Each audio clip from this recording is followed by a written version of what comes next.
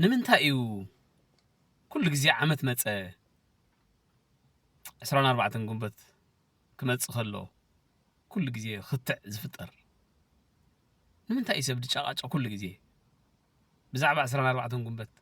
زي عرف كنت عمت متخا كم زيهم كم زخبلهم كم زخبل يبلهم أبيد اللو نتصنت يبزعب نتصنت أسمز الجبر حساب عتهم قنبت معلتنا نتصنت زبهال أبي زلا نتصنت يا نو نتصنت باخ خبر الله معلتنا نتصنتنا عندي إرتنا نتصوصت له عمت وي علت عندي قال كل جزء argument الله نمنتاي دي عرفت argument ويت كويكون ولا خطعنا ولا نمنتاي زي عرف نمنتاي عمتها وخم زخون كتب لك لها على سمع على بخ قبر له زي كالس نمنتايو إلك حتى تنور نجاري سلام تاي رسعهم مسخم زلوا عينة محرت هذه كما يتقنين ماشم بزح جزء بزعواز قداي زي تزري ونديو لب مثل النار إتتات يمنا لينا زي قداي حجها بمخنيات 24 قنبز نزقبر صنبل مسانا حبيركم كتوعلو زبل صحف ناي يأكل سلاز تلطف اب اي بي ام ازاراب خوين له نمنتاي اي بي ام سي كمزيلا توص بزبل مبغسي ازاراب خوين له تقندي مالتي ግን حافشا بزعبا تبعل كل غزي زرب كتع مسقصله عمت نصه او تناي اي بي ام ጉዳይ አቴ ብዙ حزارب አይደለም እሱ ናይ ጉዳይ ተረኛይ كل غزي كل خاطرالك ኣብ ሚዲያ ትነጥፍ ሰብ كتمجوز تصنح حدا معلتي نات كاترا مس بصحه تقنصل ابز دم بفتح خريو نوي حمتات زرقناي كتمجوز تصنح كتمجوز جوها حربኛ جigنا قلق تبهل تصنح حنتن ايشتين دس ديت بلوم ነገር مسترخبت سنه مغبراو منقد زنقفلو تقنصل تشفشف اما حبراو ميدياتات تصلم بالعليها كوم خالو ازي لميدناي سلازخنا جهانا اي بي ام ترى اخيلو تروم كاكل مخانون فلوطي نيرو anyway كومي ده حنت كايدا ناي دم بفتحهم خوين صنيح سو بزح يغرمنني بزح سلازي يغرمني اباين اب كالوتونم بزح غزي سلازي بصحه بزعبو كزارب ايدلني خمس خبلو نيروم نانو خمس خبلي نبروم كم زخغبري نبروم قال ملا زبل يبليناو بزح ملكتنون ايكون اتي ጠንቅ ኮይኑ ኩሉ ግዜ ኣካታዕ ዝኸውን ዘሎ ምክንያት ግን እንታይ እዩ ናይ ሕጂ ኩሉ ግዜ ከም ሕቶ ከልዕሎ ዝደሊ ቅድሚ ሕጂውን ኤሪሳት ኣብ ክልተ ከይተመቐለት ከላ ምስ ሄኖክ ዝገበርናዮ ቃለ ምሕተት ብዙሕ ኣባትር ዝረኸብ ኩሉ ኣብኡ ብዓቕመያ ስፊሕ ክገልፆ ፈቲነ ነይረ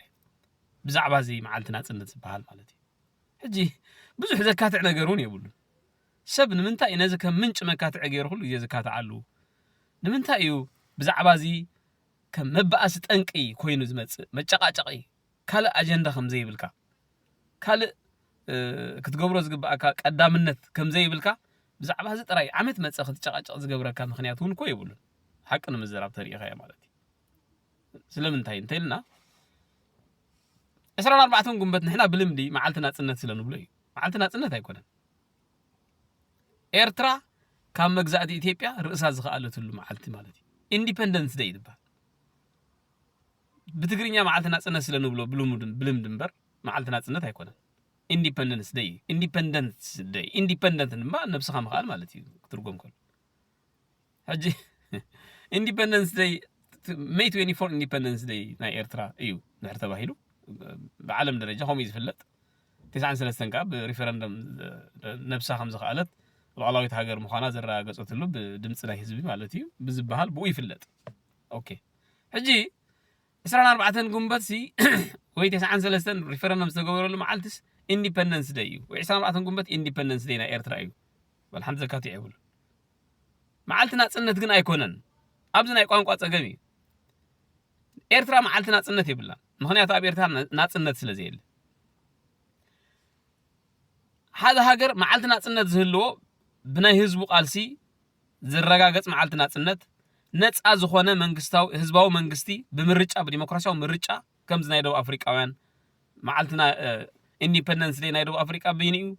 Freedom Day ናይ ደቡብ አፍሪካ በይኒ Freedom Day ናይ ደቡብ አፍሪካውያን ኣብነት እታን መጀመሪያ ግዜ ገለልተኛ ብዝኾነ መንገዲ ህዝባዊ ምርጫ ዲሞክራሲያዊ ብዝኾነ መንገዲ ህዝባዊ ምርጫ ዘካየዱላ ዕለት ያ Freedom Day ዝበሃል ወይ معلتنا ጽነት ዝበሃል ኢንዲፔንደንሲ ርእሰ ምኽኣል እዩ ነብስኻ ትኽእለሉ ብዙሕ ዘካትዕ ነገር የብሉን ንምንታይ ኢና ሓሸውየ ንኣቱ ኩሉ ግዜ ከም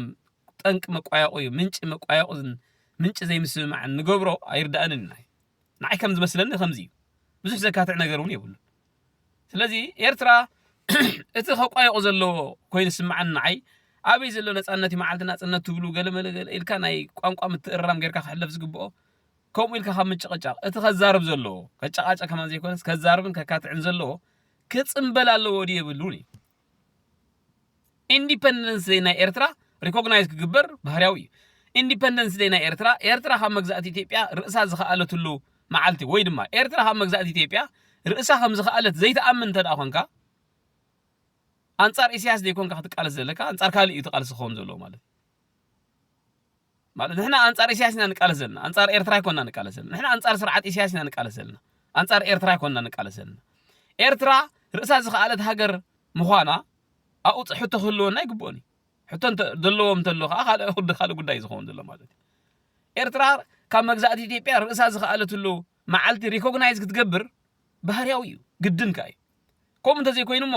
ኤርትራ ትበሃል ሃገር ኣላትና ህዝቢ ኤርትራ ዝበሃል ህዝቢ ኣለና ንዕኡ ዘይምጥን ነቲ ሃገርን ነቲ ህዝብን ዘይምጥን ኣረሜናዊ መንግስቲ ስለ ዘሎ ንቃለሶ ኣለና ኢልና ንቃለስ ኣይመሃልና ኣይኮነን ስለዚ ኤርትራ ርእሳ ዝኸኣለት ሃገር እያ መዓት ርእሳ ክኢላ 24 ግንቦት ብብረታዊ ቃልሲ 93 ብደረጃ ሪፈረንደም ብድምፂ ህዝቢ ርእሳ ክኢላ ካብ ኢትዮጵያ ትበሃል ገዛኢት ሃገር ኢንዲፐንደንስ ወይ ድማ ርእሳ ክኢላ ዝቆመት ሃገር ሉዓላዊት ብመሬታን ባሕራን ምድራን ሰማያታን ሉዓላዊ ሃገር ዝኾነት ሃገር እያ ኢንተርናሽናል እውን ከምኡ እያ ትፍለጥ እንታይ ዳእ ዘለና ሕቶ ንዓና ምናልባት እውን ነቲ ዝነበረ መግዛእት ደርጊ እንብሎ መግዛእት ሃይለ ስላሴ መግዛእት ደርጊ እንብሎ ንዕኡ ዝወዳደር ወይ ንዕኡ ዝሓልፎ ብጭካነ ስርዓት ግን አንፎርቹኔትሊ ዘቤታዊ ስርዓት ኣብ ኤርትራ ኣሎ ነፃነት የብልና ጥራይ ዘይኮነስ ናይ ምንባር መሰሉን ኣብ ኤርትራ የለን እዚ ብዙሕ ዘካትዕ ነገር የብሉ ልዕሊ ማንም ኣብ ኤርትራ ዘሎ ወፅዓ ተዛሪብካ ኣለኹ ንስኻ ብዛዕባ ዛ ኢንዲፐንደንስ ደይ ስለ ተዛረብካ ኣበይ ዘሎ ነፃነት ደይ የለ ኤርትራ ኢሉ ክነግረካ ይፍትን ሰብ ልዕሊና እኮ ዝተዛረበ የለን ኣብ ኤርትራ ዘሎ መከራ ሕጂ እዚ ኢንዲፐንደንስ ደይ እዚ ሪኮግናይዝ ጌርናዮ ዶ ንሕለፍ እወ ኤርትራ ርእሳ ዝኸኣለት ሃገር እያ ሉዓላዊት ሃገር እያ ኤርትራ ግን ሉዓላውነታ ህዝባዊ ሉዓላውነታ ኩሉ ነገራ ዝሰረቃ ፀጋታታ ዝሰረቃ ህዝባ ኣብ መከራ ዘንብር ዘሎ ስርዓት ግን ኣሎ ዘካትዕ የብሉን ስለዚ ንዑ ንቃለስ ኣሎ ቀዳምነትና ክኸውን ዘለዎ እዚ ኣይኮነን ቀዳምነትና ክኸውን ዘለዎ 24 ግንቦት መዓልቲ ናፅነት ኣበይ ደሎ ነፃነት ኣይኮነን ኣይኮነን ጀኒንሊ ከዛርብ ዘለዎ ወይ ከካትዕ ዘለዎ ነገር ኢለ ዝሓስቡ ኣነ ብዛዕባ እዚ መዓልታት እዚ ብዛዕባ መዓልቲ እዚ ብዛዕባ ኢንዲፐንደንስ ደይ ወይ መዓልቲ ናፅነት ደይኮነ ክኸውን ዘለዎስ ክፅምበል ኣለዎ ዶ የብሉን ኣነ ዘለኒ ርእቶ ወይ ዘይወሓጠልን ዓይ ነቲ መዓልቲ ናፅነት ኢሎም ዝገብርዎ ፅምብል ንሕና ኤርትራውያን ኣብ ሰዓት እዚ ዝኾነ ይኹን መዓልቲ ናፅነት ይኹን መስከረም ዶ ይኹን ገለመለ ይኹን ድኾነ በዓል ንቀበሎ ኣይንቀበሎ ማለት ገሊኡ በዓላት ናይ ህግደፊ ንብሎ ኣለና ኖ እዚ ናይ ህዝቢ ኤርትራ እዩ ንብሉና ኣለና ኦኬ ብኸም ብዝተረዳእና ንሓዞ ከካትዓና ዘለዎ ግን ክፅምበል ኣለዎ ዶ የብሉን ንሕና በዓላት ክንፅምብልሲ ኣብ ሰዓት እዚ ሞራል ኣለና ዲ ማለት እቲ ኩነት ህላው ናይ ህዝቢ ኤርትራስ ንፅምብል ዝኸውን ድዩ ሕጂ ብሰዓት እዚ ዘሎ ፅምብል ማለት እኮ ሴሌብሬሽን ማለት ትፅምብል ሴሌብሬት ትገብር ትሕጎስ ፌስታ ትገብር ማለት እዩ ፅምብል ማለት ትእከብ ጓይላ ትፃወት ስዕስዕ ትሰቲ ማለት እዩ ፅምብል ከምኡ ክንገብርሲ እቲ ኩነት ህላው ናይ ህዝብና ናይ ሃገርናንሲ ይፈቅድ ዲ ኮይኑ ሕጂ ፅምብል ክንገብር ፅምብል ብምኽንያት 24 ግንቦት መዓልቲ ናፅነት ክትብል ከለኻ እቲ ፅምብልሲ ንምንታይ ዘድሊ ኣነ ኣብዚ ክንዛረብ ዘለና ንምንታይ ፅምብል ተዘኪሩ ሪኮግኒሽን ተዋሂቦ ጥራይ ዘይሓልፍ ካልእ ቀዳምነታት ንሰርዖ ነገር የለን ድዩ ንኣብነት ፅምብል ብምኽንያት 24 ግንቦት ካብ ምባል ብምኽንያት 24 ግንቦት እንገብሮ ዘተ እንገብሮ ዝርርብ ወይ ብምኽንያት 24 ግንቦት እንገብሮ ኣብ ቃልሲ ዘለና ጉድለታት ብዛዕባ እንዛረቦ ኣብ ከምዚ ኣጀንዳ ዘተኮረ ዝርርብ እንገብሮ ክንራኸብ ብምኽንያት 24 ግንቦት ኢንዲፐንደንስ ደይ ናይ ኤርትራ ምኽንያት ጌርና ክንፅምብል ኣብ ሰዓት እዚ ክንስዕስዕ ኤርትራ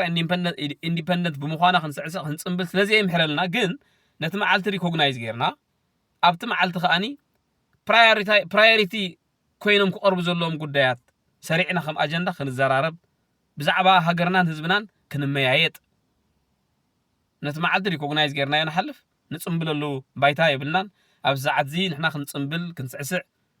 ኣይምሕረልናን እዩ ከም ህዝቢ ኤርትራ እንታይ ደኣ ነቲ መዓልቲ ሪኮግናይዝ ንገብሮ ጽቡቕ ኦኬ ኣብቲ መዓልቲ ከዓ ብዛዕባ ከምዝን ኣጀንዳታት ከዓ ክንዘራረብ ንራኸብ ክበሃል ይከኣል ጽምብል ብምኽንያት 24 ጉንበት ግን ብወገነይ ንሕና ኤርትራውያን ኣብ ሰዓት እዚ እቲ ማሕበራዊ ጉዳይ እቲ መርዓ ትገለ ማሕበራዊ ጉዳይ ኮይንና ዘይተርፍ ስለ ዝኾነ ናይ ባህሊ ጉዳይ ኮይኑ ማሕበራዊ ጉዳያት ከተከናውን ስለ ዘለካ ዝግበር ነገር ብምኽንያት 24 ጉንበት ብምኽንያት ባሕቲ መስከረም ብምኽንያት ፈንቅል ብምኽንያት ገለ ብዝብል ዝግበር ጽምብል ግን እዋኑ ኣይኮነን ናይ ጽምብል እዋን ኣይኮነን ዘለና ንሕና ክንጽምብል ዝግባአና ሰዓት ኣይኮነን ኣብ ሰዓት እዚ ኣብ ኤርትራ መንስተይልካ ህዝቢ ኤርትራ ኣብ ከመይ ኩነታት ከም ዘሎ ኣብ ክንደይ መከራን ጸገምን ከም ዘሎ ክንደይ ኣዴታት ደቀን ዳሃዮም ኣጥፊኦም ኣበይ ከም ዘለዉ ዘይተፈለጣ ብግቡእ ብስነ ስርዓት ዘይተረድኣ ኣብኡ ከለዋ ጥራይ ኦኬ ሞይቶም እዮም ተሰዊኦም እዮም ማለት እዩ ብዝብል ዝብል ክንደይ ስድራ ቤታት እዩ ዘሎ ብዓብዪ እቲ ሃገርን ኩነተ ህላዊ ናይቲ ሃገርን ቁጠባዊ ኢኮኖሚያዊ ናይ ጸጥታ ጉዳያቱ ናይ ነጻነት ገደባቱ ናይ ሓርነት ገደባቱ ናይ ምንባር ግድብነቱ ኩሉ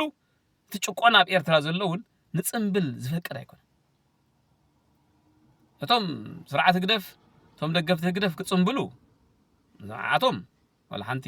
እንታይ ክትብሎም ማለት ሲ ምእንቲ ርእስነት ብኤርትራ ዘሎ ኹውንነት ክሒዶም ኤርትራ ጽቡቕ ኣላ ህዝቢ ኤርትራ ጽቡቕ ኣሎ መንግስትና ይንበረልና ክብሉ ዘይሓፈሩ ክጽምብሉ ክሓፍሩ ይክእሉን እዮም ንሕና እቶም ተቃወምቲ ንበሃል ወይ ተቃለስቲ ንበሃል ኣብ ኤርትራ ወፅዓ ኣሎ ኣብ ኤርትራ መከራ ኣሎ ኣብ ኤርትራ ሕሰም ኣሎ ኣብ ኤርትራ ጭቆና ኣሎ ኣብ ኤርትራ ሓሳብካ ናይ ምግላጽ ነጻነትን ሓርነትን የለን ናይ ምንባር መሰል ብዓቢኡ የለን ኣብ ኤርትራ ቤት ትምህርትታት ዩኒቨርሲቲታትን ተዓጽዮም እስር ቤታት እዮም ዝኽፈቱ ዘለዉ ማዕልያ ዘይብሉ ዘይሕጋዊ ቤት ማእሰርታት ኣሎ ብዘይ ፍርዲ ኣብ ጎዳጉዲ ዝነብሩ ዘለዉ ወይ ዝሰፍሩ ወይ ዝሞቱ ወይ ብህይወት ዘለዉ ማዕልያ ዘይብሎም እስራት ኣለዉ እዚ ዓይነት መከራን እዚ ዓይነት ጸላምን ዘለዋ ሃገር ሒዝካ ንሕና ብምኽንያት 24 ጉንበት ጽምብል ከነካይድ ኢና ክትብል ከለኻ ከም ደላይ ለውጥን ከም ናይ ፍትሒ ተቆርቋርን ኮይንካ ከምኡ ክትብል ከለኻ ኣይጸብቐልካን እዩ ጽምብል ዝብል ቃል ክንጥቀም ንሕና ኣይጸብቐልናን ንሕና ክንጽምብል ኣይግባአናን ኣብ ሰዓት እዚ ሶፋር ምክንያቱ ጽምብል ንባዕሉ ጽምብል ዝብል ቃል ሴሌብሬሽን ስለ ዝኾነ ናይ ፌስታ ምልክት ስምዒት ስለ ዝህብ ማለት ከመይ ጌርካ እስኻ ደላይ ፍትሒ ተባሂልካ ኣብ ኤርትራ ፍትሒ ጎዲሉ ኣሎ ኣብ ኤርትራ ዓመፅ ኣሎ እንዳበልካ መከራ ኣሎ ህዝብና መከራ ኣሎ ኣብ ሕሰም ኣሎ ህዝብና ኣብ ንብዓት ኣብ እህታ እዩ ዘሎ እንዳበልካ ከመይ ጌርካ ጽምብል ትገብር ያኒ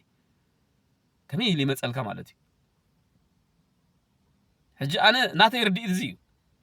ክንጽምብሎ እዩ ዘይብልና እምበር ሪኮግናይዝ ጌርናዮ ክንሓልፍ መዓልትና ጽነት ኣይኮንኩን ዝብል ዘለኹ ኢንዲፐንደንስ ደይ ኤርትራ ካብ ኢትዮጵያ ርእሳ ዝኸኣለትሉ መዓልቲ ምባል ሓጢያት ኣይኮነን ምክንያቱ ንዕኡ ዋጋ ስለ ዝተኸፈለ ማለት ዋጋ ዝኸፈልዎ ዚምባብዌ ይኮኑ ጋና ይኮኑ ኤርትራውያን እዮም ዋጋ ከፊሎሞ ኢትዮጵያ ኤርትራ ካብ ኢትዮጵያ ኢንዲፐንደንት ክትከውን ወይ ርእሳ ክኢላ ኤርትራ ትበሃል ሃገር ታ ዝነበረት ግዜ ጣልያን ብመግዛእታዊ ውዕላት ዝነበረት ኤርትራ ሉዓላዊት ኮይና ካብ መግዛእቲ ኢትዮጵያ ክትወፅእ ዋጋ ዝኸፈሉ ኤርትራውያን ስለ ዘለዉ ንዕኡ ሪኮግናይዝ ክትገብሮ ግድነት ይኻ እምበር ምክንያቱ ታሪኺ ዝከሓድ ነገር ኣይኮን ተፈጺሙ ስለ ዝኾነ ማለት ነና ኣነ ኣምነሉኒ ትሽዑ ዝተገብረ ቃልሲ ሓሶት እዩ ናይ ሸፋቱ እዩ ነይሩ ዝተገብረ ቃልሲ ኣይ ኣምነሉኒ ትብል ተለኻ ብተዘዋዋሪ ኤርትራ ኣካል ኢትዮጵያ ኮይና ክትቀጽል ትብል ኣለኻ ማለት እዩ ምዞም ሓደ ዝቕልቀሉ ዘለዉ ሕጂ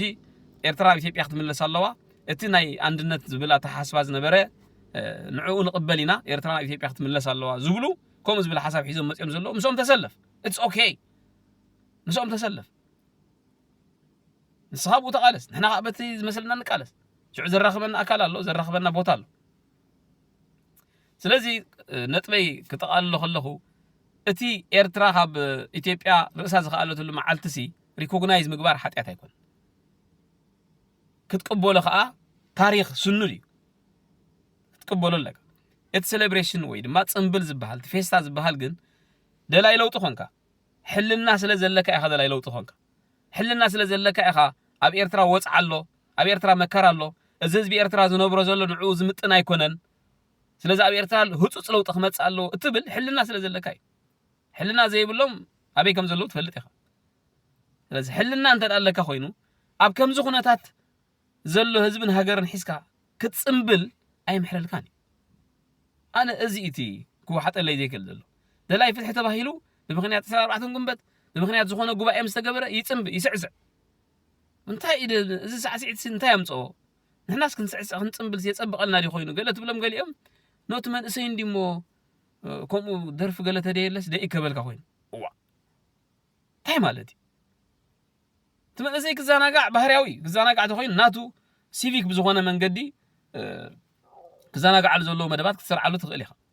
ኮንሰርታት ክሰርዕ ትኽእል ይግበር እንዲ ወላ ሓንቲ ማሕበራዊ እዩ ኮንሰርታት ትሰርዕ ብምኽንያት በዓላት ናይ ዝግበር ዓመታዊ በዓላት ገለመለ ዝበሃል ሃገራዊ በሃገር ደረጃ ዘይጥመት ኣውደ ዓመታት ብምኽንያት ብምግባር ኮንሰርታት ክትገብረሉ ትኽእል ኤኒ ታይሙን ክዘናጋዕ ትመንእሰይ ኮንሰርታት ይገብር ባዕሉ ሲቪካው ብዝኾነ መንገዲ ተሓጋጊዙ ተኣኻኺቡ ክገብር ይኽእል ብምኽንያት ከምዚ ብምባል ግን ነቲ በሃገር ደረጃ ዝጥቀስ ዕለታት እንዳጠቐስካ ዝግበር ጽምብል ግን ኣነ ብወገነይ ቅቡል ኣይኮነን እየ ዝብል ንሕና ጽምብል ነካይደሉ ግዜ ኣይኮነን ዘለና ከምኡ ክብል ከለኹ እሱራት ኮይና ክንነብር ከይተዘናጋዕና ርእስና ድኒና ክሳብ ለውጢ ንመጽእ ኣነ ከምኡ ይኮንኩን ዝብል ዘሎ ግን ኣትሊስት በቲ ንቀበሎ ኣይንቀበሎ ሃገራዊ በዓላት ተባሂሉ ዝጥቀስ ዘሎ ወይ ህዝብና ብከምኡ ዝለመዶ ክሳብ ኣብ መጻኢት ኤርትራ ምምዕራይ ዝግበረሉ ህዝብና ብከምኡ ዝለመዶ ንዑ ነቶም ሃገራዊ በዓላት ዝበሃሉ ጠቂስካ ንዖም እንዳጠቀስካ ጽምብል ዝብል ቃል ግን እቲ ቃል ጥራይ ዘይኮነ ተግባር እውን እንተተረፈ እዩ ዝሓይሽ ኣብዚ ኢና ክነተኩር ዘለና እምበር ጠቕላላ መዓልትና ጽነት ኣብ ኤርትራ ነጻነት ስለ ዘየለ መዓልትና ጽነት የለን ኤርትራ ነጻ ኣይኮነትን ሉዓላዊት ሃገር ኣይኮነትን ገለ ዝበሃል ምናልባት እቲ ኣርጊመንት ሱ ቀጻሊ ምናልባት ቀጻሊ ዓመት ክካየድ ክትሪኦ ከለኻ መደምደምታ ክግበረሉ ይሓይሽ ኤርትራ ርእሳ ዝኸኣለት ሃገር ካብ ኢትዮጵያ ርእሳ ዝኸኣለትሉ መዓልቲ ኣሎ ወይ ግዜ ኣሎ ወይ ወርሓት ኣሎ ኦኬ ርእሳ ዝኸኣለት ሃገር ንዑ ሪኮግናይዝ ግበሩ ኣብ ኤርትራ ነጻነት የለን ሓሳብካ ናይ ምግላጽ መሰል የለን ሓርነት የለን ገለ እወ ንዑና ንቃለስ ዘለና ስለዚ ኣብ ኤርትራ መዓልቲ ናጽነት ንኽህሉ ኢና ንቃለስ ዘለና ኣብ ኤርትራ ንሕና ሉዓላውነት ናይ ህዝቢ ኤርትራ ናብ ንቡር ምስ ተመለሰ ስርዓት ኢሳያስ ተቀይሩ ኣብ ኤርትራ ህዝባውን ዲሞክራሲያውን መንግስቲ ብገለልተኛ ዝኾነ ምርጫ ብዲሞክራሲያዊ ዝኾነ ምርጫ ቆዋማዊ ዝኾነ መንግስቲ ዝቆምናሉ ዕለት መዓልቲ ናጽነት ክንእውጅ ንኽእል ኢና ካልእ ክመዓራረዩ ዘለዎም ነገራት ኣለዮም ከተመዓራር ትኽእል ኢኻ ብድምፂ ህዝብኻ ተሰኒኻ ማለት እዩ ሕጂ ግን ቀዳምነት ክስራዕ ዘሎ ብዙሕ ነገር ስለ ዘሎ ኣብዚ ቆይቁይ ኣብዚ ጭቕጭቕ ዝኸይኣተና ብኸም በብቲ ንዓና ዝተረዳእና ክንከይድ ጽቡቕ እዩ ዝብል ሓሳብ እዩ ዘለኒ ሰላም መዓልቲ